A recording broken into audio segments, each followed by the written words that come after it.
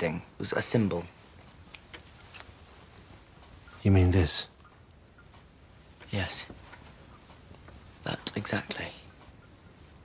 What we wondered is... what is it? What is it? Well, it's the sign of the Deathly Hallows, of course. The what? The what? The Deathly Hallows. I assume you're all familiar with the tale of the three brothers. Yeah. Yes. No.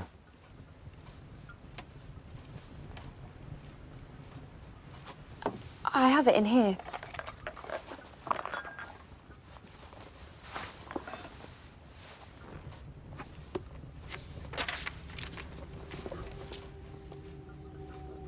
There were once three brothers who were traveling along a lonely, winding road at twilight. Midnight. Mum always said midnight.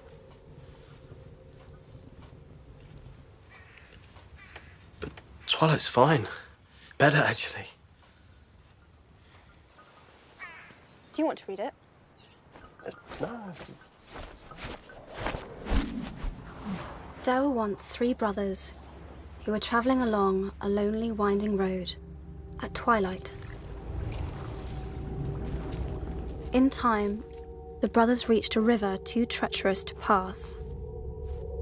But being learned in the magical arts, the three brothers simply waved their wands and made a bridge. Before they could cross, however, they found their path blocked by a hooded figure. It was Death, and he felt cheated.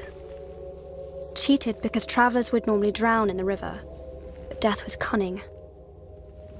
He pretended to congratulate the three brothers on their magic and said that each had earned a prize for having been clever enough to evade him.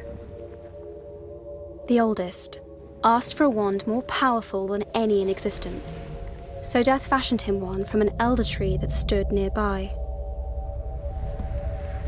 The second brother decided he wanted to humiliate Death even further and asked for the power to recall loved ones from the grave.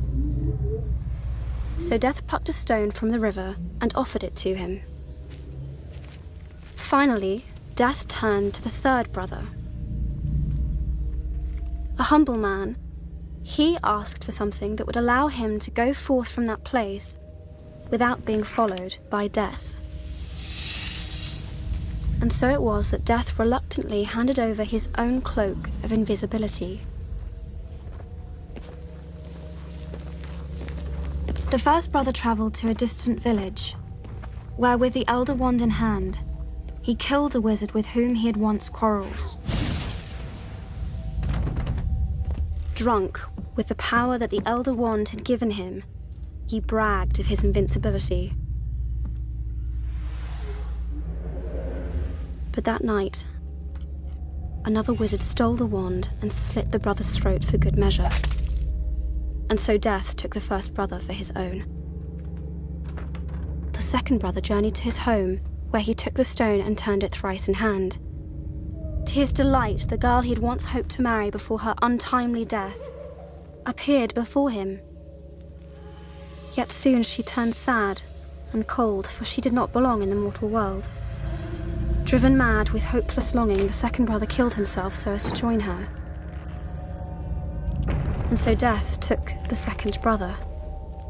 As for the third brother, Death searched for many years but was never able to find him. Only when he attained a great age did the youngest brother shed the cloak of invisibility and give it to his son. He then greeted Death as an old friend and went with him gladly, departing this life as equals. So there you are. Those are the Deathly Hallows.